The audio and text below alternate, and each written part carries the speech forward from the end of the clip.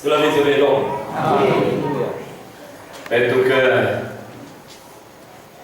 în seara zilei de astăzi s-au vorbit de mai multe feluri de izvoare pe care creștinul trebuie să-și neasă din inima lui,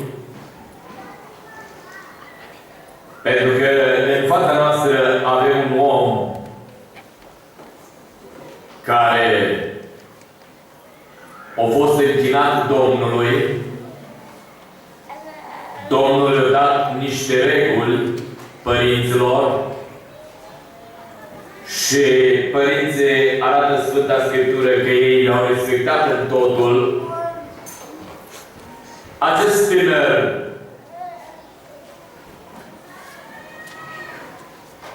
au văzut că Domnul e cu el, că spune Sfânta Scriptură, când se cobora Duhul Domnului peste el, era puternic, nimeni nu putea sta în față, cum și astăzi nimeni nu poate sta în fața Duhul Domnului. El când vine lucrează cu cine vrea și prin cine vrea. Dar numai persoana respectivă trebuie să aibă legătură cu Cerul. Că și Duhul Domnului nu se coboară oricum.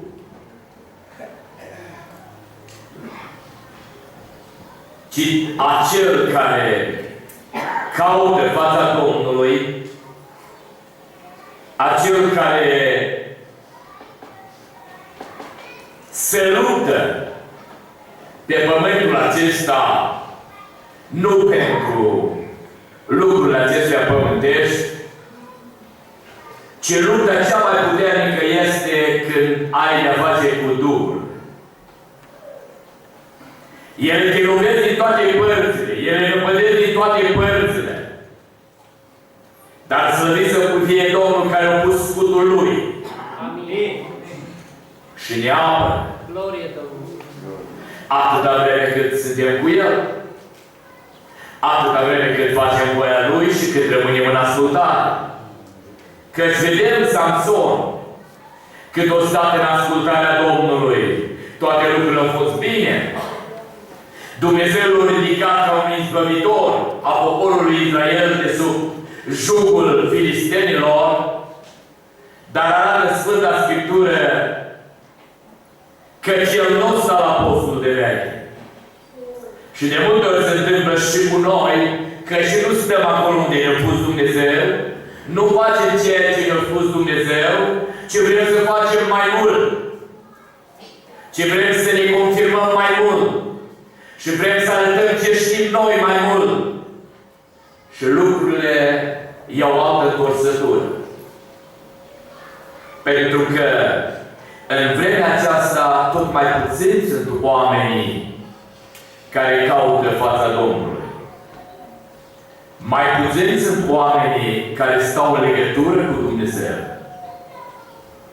Mai puțini sunt oamenii care caută din toată inima lor pe Domnul oștirii lor. Biserică din Vulcan. Este vremea când să privești în sus și să vezi că de acolo îți vine izbăvirea ta. Este vremea când să te uiți în sus și să vezi că acolo este un Dumnezeu puternic. Acolo este Fiul Său. Că așa declara Ștefan în ura din împrejurări. Văd pe Fiul omului stând. La dreapta lui Dumnezeu era în picioare și l-aștepta pe Ștefan să părăsească pământul și să se întâlnească cu El. Pe tine te așteaptă Fiul lui Dumnezeu. Tu dai dovadă că ești creștin în ziua de astăzi. Căci am auzit multe mărturii din genul acesta care se spun: în cutare loc creștini care sunt decapitați, în cutare loc sunt schingiuiți, în cutare loc sunt așa, sunt așa, sunt așa. Noi care suntem încă în pace, noi care încă avem liniște în mijlocul nostru, nu ne deranjează nimeni, mi-e greu să venim la casa Domnului. Venim pe chefuri când vrem și atât. Astăzi nu mă duc, că-i cu tare. Mâine nu mă duc, că-i cu tare. Și tot așa ne găsim exemple și ne găsim motive. Dar oare în Împărăția lui Dumnezeu, Fiul lui Dumnezeu, tot așa o să spună: astăzi nu te primesc, că nu ai fost copilul meu. În această seară, Domnul să ne ajute pe unul fiecare. Fiindcă vedem că și omul lui Dumnezeu, care trăiește, care împlinește și stă lângă Dumnezeu, Dumnezeu este cu el. Samson a fost o vreme când a stat lângă Domnul și toate lucrurile au mers bine, dar a fost o vreme când a luat-o pe arătură. O luat-o așa cum a vrut el. Părinții lui spuneau: dar nu sunt fieri din poporul nostru, dar nu este așa, nu, iau pe aia care îmi place. Și știți dumneavoastră, toate lucrurile ce au decurs și acel care a izbăvit poporul Israel de sub mâna filistenilor este dat pe mâna filistenilor. Și filistenii și-au bătut joc de el în ultimul fel. I-au scos ochii. Au zis să nu mai vadă în veci. Și totuși vedem că Dumnezeu nu este ca noi. Îl vedem pe Samson, în urma toate acestor lucruri care le-au plătit pentru neascultarea lui, le-au plătit totul. Vine o zi în care își ridică privirea spre Dumnezeu și înalță o rugăciune către Cel prea înalt. Și îl ascultă Dumnezeu. Îl ascultă, fraților. De multe ori noi spunem: ăla vezi, nu mai ascultă Dumnezeu. Ăla o păcătuit, ăla e om rău, ăla toate lucrurile le-au făcut. Nu-l ascultă Dumnezeu. Dar vine o vreme, după ce plătești totul, să te înalți strigătul către El și El să te asculte. Și spune că la rugăciunea aceasta a lui Samson, cei care au murit au fost mai mult decât au omorât el în viața lui. Să strigă atâta mii de oameni acolo, sub o clădire acolo, și un om cu două mâini să strigă cei doi stâlpi și să se dărâme și să nu mai scape niciunul de acolo.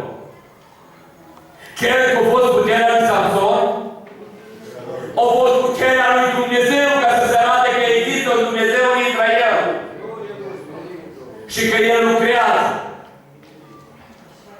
Tu, ca copil al lui Dumnezeu, nu trebuie să-ți dai secretul lor, secretul tău, filistenilor, că vei păți ca Samson. Ci secretul tău ține cu tine și cu Dumnezeu. Pentru că fiecare din noi avem secretul nostru cu Dumnezeu. Fiecare din noi avem o legătură cu Dumnezeu. Nu toți o avem la fel. Dar fiecare să o avem în felul nostru. Să știm că ne plecăm pe genunchi și Dumnezeu ne ascultă. Că de multe ori, vă spun, am scăzut în rugăciune.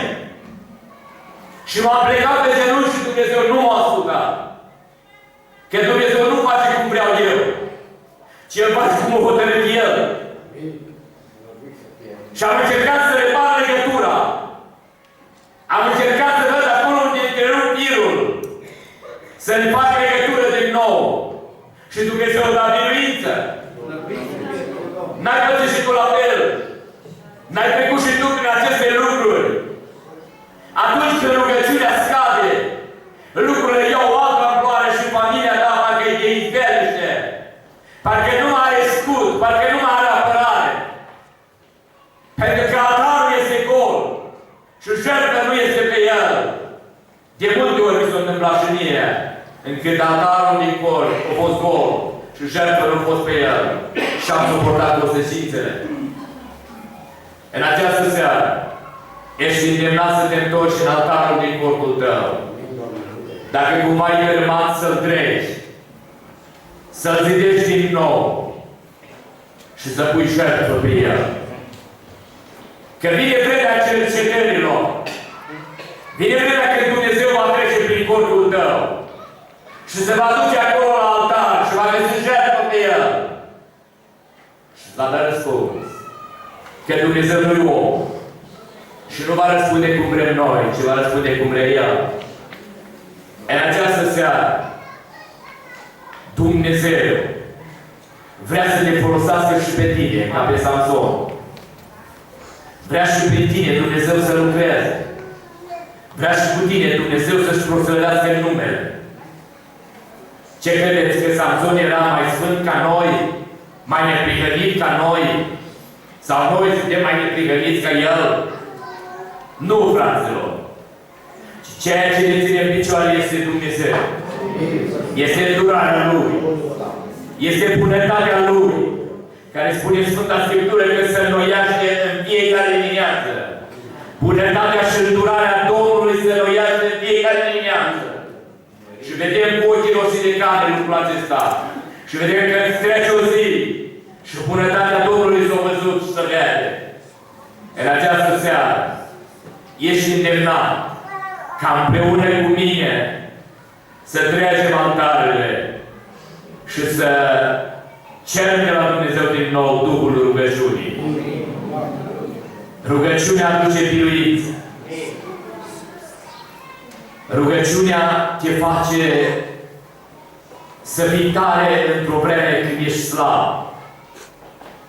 Prin rugăciune se deschide cerul.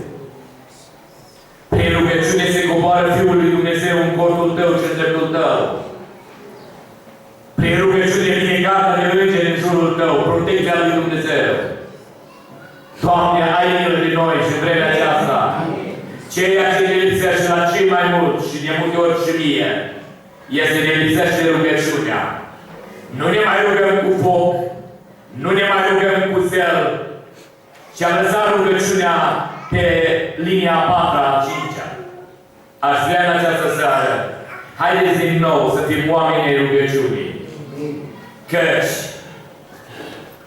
dacă nu toți sunt evangeliști, dacă nu toți sunt proroci, dacă nu toți sunt păstori sau altfeluri de slujbe, rugăciunea trebuie să o aibă toți. Și suntem chemați în seara aceasta să venim la rugăciune, frați și surori. Să ne rugăm înaintea lui Dumnezeu pentru binele țării.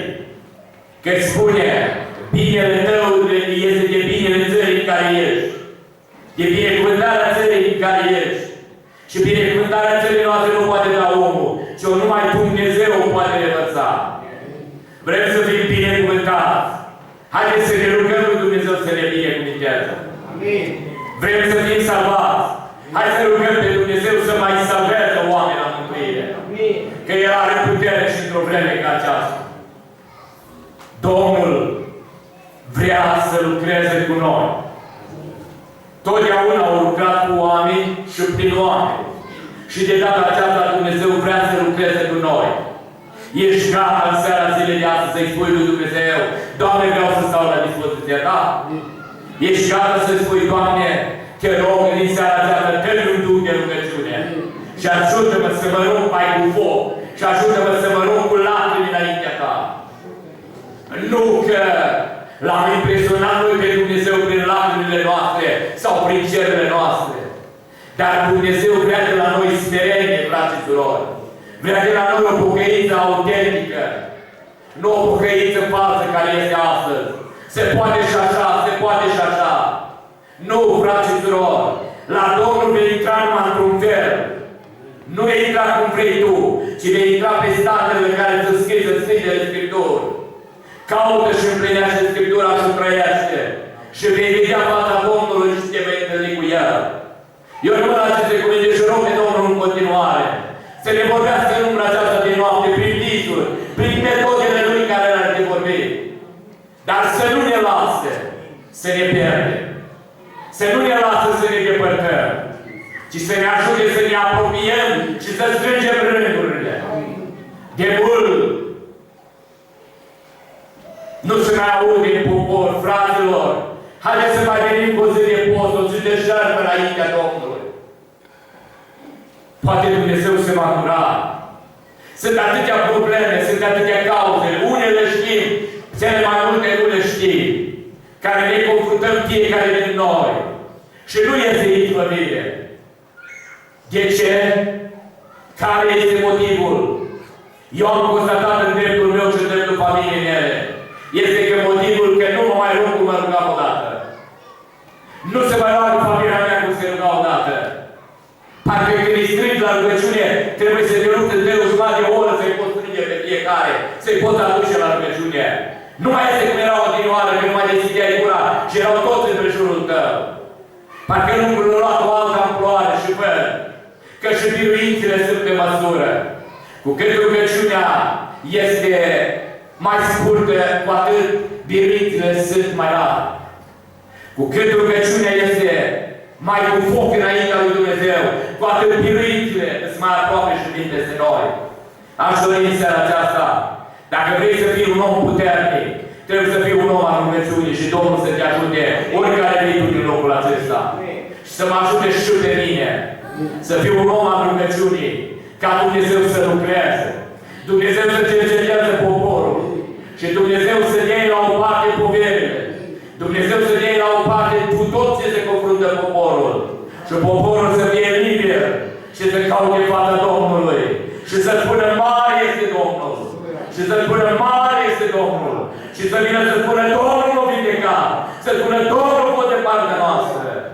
Parcă mărturiile sunt mai rare, parcă din ce în ce sunt mai rare. Oare s-a schimbat Dumnezeu? Nici de cum, fraților. Cu fratele Dorel am lucrat mult timp, ne cunoaște de vreo 5-6 ani și am văzut lucrări și am văzut cum Domnul vindecă la clipeala ochilor și Dumnezeu lucrează. E Dumnezeu și face ce vrea. Dar ești gata tu să-L accepti în seara aceasta? Poate într-o vinere, când n-ai fost la rugăciune, Domnul vrea să te vindece. Domnul vrea să-ți ridice și să te iei povara. Și ai stat acasă și cer din ani de zile și tot cer. Vino la casa Domnului, că nu vei avea de pierdut, ci la casa Domnului vei avea de câștigat. La casa Domnului se dă hrană. La casa Domnului se dă izbăvire. La casa Domnului se coboară cel care este stăpânul casei și își face lucrarea cum voiește El și prin cine vrea El. În seara aceasta vreau să vă încredințez în brațul Domnului și să rog pe Domnul ca El să-și întindă mâna peste fiecare. El să privească la tot ce avem noi în inima noastră. La greutățile cu care ne confruntăm, la problemele pe care le avem. Există numai unul singur, Iisus Hristos. Numele Lui este izbăvire. În numele Lui este mântuire. În numele Lui este salvare. În numele Lui este eliberare. În numele Lui este binecuvântare. În regele Lui este vindecare. Slăvit să fie numele Domnului. Și aș dori ca plecând din locul acesta să plecăm peste noi să fie numele Domnului. Și sângele Lui să rămână ca protecție. Întorcându-ne din nou la corturile noastre. Să vedem mâina Domnului la lucru. Și să vedem pe Dumnezeu cum lucrează. Că El și astăzi lucrează așa cum a lucrat în trecut. Și așa va lucra și în viitor. Dar sunt mai puțini oamenii care caută fața Lui. Domnul să ne ajute. Amen. Ca popor creștini care spunem că-L slujim pe Domnul, care spunem că facem voia Domnului, să se vadă ceea ce este scris în Sfintele Scripturi, că se întâmplă și se face prin cei pe care îi ascultă Domnul și prin cei care îi iubește Domnul. Ne ridicăm în picioare și am dorit ca prin fratele Gabi să reduc să aducem o rugăciune de mulțumire pentru seara aceasta. Amin.